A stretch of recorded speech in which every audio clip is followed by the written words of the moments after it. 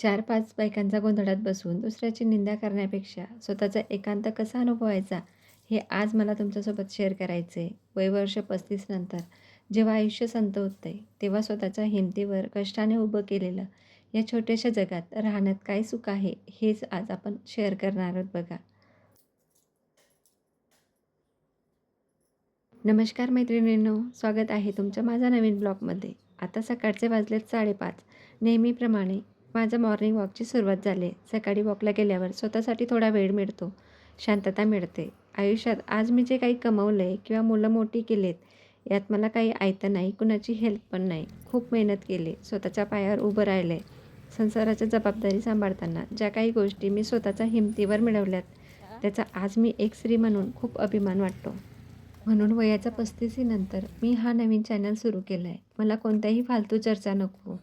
मला फक्त माझ्यासारख्या स्वाभिमानी, घर सांभाळणाऱ्या आणि गुणी मैत्रिणी जोडायच्या आहेत. जेणेकरून दिवसभरात तुमच्याशी 2 शब्द छान असे गप्पा मारता येतील. तुमचे मेसेज वाचण्यात वेळ छान असा जाईल. जर तुम्ही हा व्हिडिओ पाहत असाल तर कमेंट करून नक्की मला खुशाली तुमची सांगू शकता. माझा ह्या आयुष्याच्या जर्नीमध्ये माझा सगळ्यात मोठा पाठिंबा म्हणजे माझे मिस्टर. ते आर्मीमध्ये आहेत. ते तिथे देशाचं रक्षण करतात, म्हणून मी इथे खंबीरपणे घर सांभाळते बघा. ते बॉर्डरवर निश्चित होऊन देशाचं रक्षण करतात, कारण त्यांना माहिती आहे घर सांभाळणारी एक खंबीर साथ घरी उभी आहे. कदाचित आमच्या जबाबदाऱ्या वेगवेगळ्या आहेत, पण एकमेकांना समजून चालण्यावर तर खरा संसार असतो की नाही. आणि ह्याच समजूतदारपणावर आमचं आयुष्य अगदी सुंदर चालते बघा. फौजी तिकडे ड्युटीला, मुलं मोठी झालेत, नातेवाईक असो किंवा ओळखीतले, ते त्यांच्या आयुष्यात व्यस्त असतात. ह्या वेळेला एकटं वाटायला नको, म्हणून त्यांनी मला हे यूट्यूब चॅनल ओपन करून दिले. तुमच्या छान छान कमेंटने माझा तरी दिवस असाच जाईल बघा मग छान असा. तर त्यासाठी तुम्ही नक्की कमेंट करून मला काहीतरी तुमचं आयुष्यात जे घडते ते मला सांगू शकता, आणि मी माझ्या आयुष्यात जे सुखदुःख होईल ते तुमच्यासोबत नक्की शेअर करेल बघा.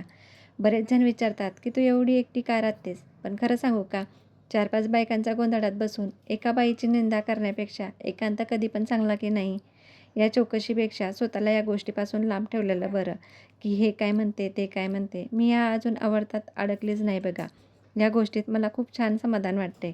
किती छान वाटते ना, आपलं घर, आपली माणसं, सगळा वेळ आपलाच. ना कुणाचा अध्यायात, ना कुणाचा मध्यात. हात तेवढं बाकी आहे की कुणी चांगलं म्हणणार नाही, पण कुणी वाईटही म्हणणार नाही, याचं फार मोठं समाधान राहील. आणि ह्याच कारणामुळे माझं जग एवढं छोटं आहे बघा. अगदी फोनची रिंग जरी ऐकायला आली तर लगेच समजून जाते, एकतर फौजींचा असेल किंवा माझा माहेराहून. एवढं छोटंसं जग आहे बघा माझं. वॉक करून आली बघा, अर्ध्या तासात वॉक होऊन जाते माझी. तर घरी आली, छान अशी भेंडी चपाती करायची होती मुलीच्या डब्याला. पण मुलाला भेंडी चपाती आणि सकाळी भाजी चपाती आवडत नाही, म्हणून त्याला दलिया केलेला. आज माझा सोमवार होता, तर फक्त त्यांनाच नाश्ता होता. दुपारच्या जेवणाची तयारी लगेच करायची होती. दिवसभर थोडं एवढंच काम असतंय, बाकी काही काम नसतंय. मग दिवसभर घरात राहून राहून करायचं तरी काय, म्हणून मी हे चॅनल ओपन केलं आहे बघा. माझा उद्दिष्ट जास्त मोठा नाही आहे, फक्त छान अशा मैत्रिणी, गुणी आणि घरगुती मैत्रिणी माझ्यासारख्या मी त्यांना जोडण्याचा प्रयत्न करते, जेणेकरून त्यांच्याशी छान अशा गप्पा मारता येतील. तर मैत्रिणींनो, आज तर सकाळची छान अशी सुरुवात झालेली, वॉक पण झालेली, भाजी चपातीचा डब्बा पण दिलेला. मुलीची आज NCC होती, मुलाला दलिया करायचा होता. मी म्हटलं अंघोळीच्या आधी पटकन ही मुलगी घरी आहे तोपर्यंत बाकीचे कामं आवरून घेते, कारण ते आता मोठी झाले, तिला जास्त माझ्या हेल्पची गरज नाही आहे. ती थोडी स्वतः आवरून घेते तिचं तिचं. तर छान असे भांडे पण घासून झालेत, थोडेसे होते म्हणून म्हटलं घासून घेते. ती अजून आता तयारी करते. नंतर तिच्यासोबत छान अशी थोडा वेळ बसते आणि मग गप्पा मारते. सगळं तर आवरून होतं आहे. दुपारी 12 वाजेपर्यंत माझं सगळं काम संपवून होतं आहे बघा. नंतर दुपारचा टाईम बाकी थोडंसं ब्लाऊज वगैरे शिवायचं काम करते, पण थोडं पाठीचा त्रास मला होतो, म्हणून थोडे बाहेरचे घ्यायचे बंद केलेत. आता मी माझे स्वतःचेच तेवढे शिवते बघा. तिला फ्रूट द्यायचे होते, पण फ्रूट अजून पिकले नाहीत. सीताफळ होते, बनाना खा म्हटलं तर तिला बनाना नको, बनाना आवडत नाही बघा एवढा. तरी पण थोडंसं दूध आणि ड्रायफ्रूट तेवढे दिलेत बघा, कारण भाजी चपाती सकाळी म्हटले की मुलांना नाश्त्याला ती नको पाहिजे.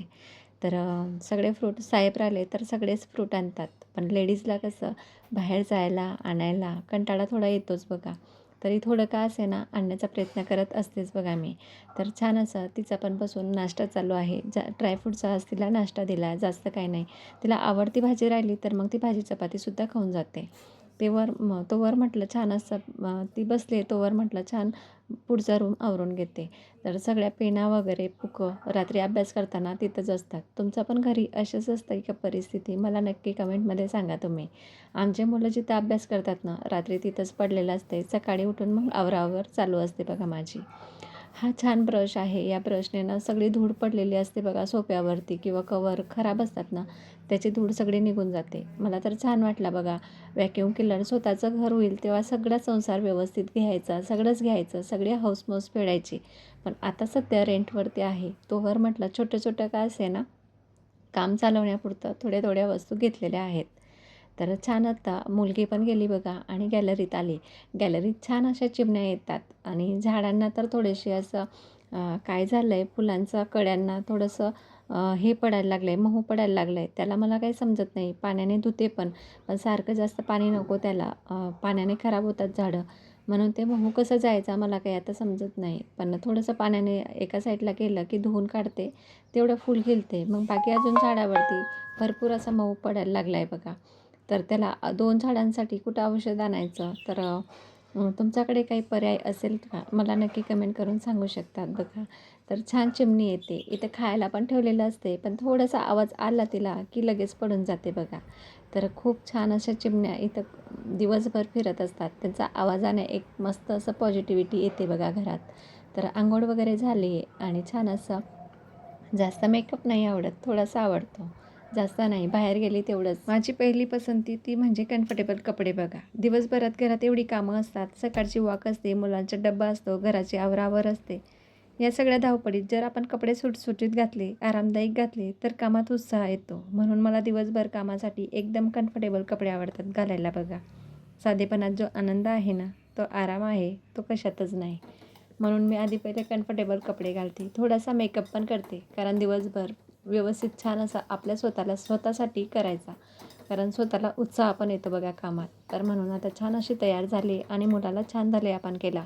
मुलं किती पण मोठी झालेत, तर एका आईची जबाबदारी कधीच संपत नाही बघा. आता हे चक्र तर असंच चालू असते. छान असं दलिया केला. आता मसाल्याची भाजी पण केलेली आहे. आज दुपारी मस्त छान अशी पाटोड्यांची. तर दिवसभर तर हे चक्र असंच चालू असते. तर म्हणून मैत्रिणींनो, वयाच्या ह्या 35 नंतर हे छोटासा प्रयत्न मी सुरू केला आहे.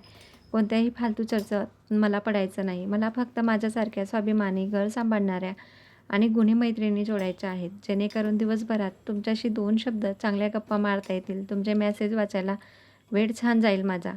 आज मला माझ्या वयाच्या आणि माझ्यासारख्या सर्व लेडीजला एक गोष्ट मनापासून विचारायला आवडेल. मैत्रिणींनो, तुमच्यापैकी ज्यांची मुलं आता मोठी झालेत, कॉलेजला जायला लागलेत, अशा माझ्या वयाच्या मैत्रिणींना आता पुन्हा असं वाटतंय का, आपण हे जबाबदारी तर छान पार पाडल्यात आपल्या मुलांच्या. पण आता ह्या वयात येऊन आपल्यासाठी स्वतःसाठी काही नवीन सुरुवात करायला पाहिजे. आपल्या स्वतःला काही वेळ द्यायला पाहिजे. तुमच्या मनात ही जर अशी इच्छा असेल ना, तर मला नक्की कमेंट बॉक्समध्ये सांगू शकता. तुमच्या प्रत्येक कमेंटची मी अगदी मनापासून वाट पाहेल. कारण तुमच्या मेसेजमधून मला पुढे जाण्याची ताकद मिळणार बघा. चला तर मग आजचा हा साधा ब्लॉग इथंच संपवते. उद्या पुन्हा भेटते नवीन विचारासह आणि नवीन दिवसासह. माझा हा प्रयत्न आवडला असेल ना, तर नक्की व्हिडिओला लाईक करा, शेअर करा, आपल्या चॅनलला सबस्क्राईब करायला विसरू नका. आपली काळजी घ्या. धन्यवाद. श्री स्वामी समर्थ सगळ्यांना.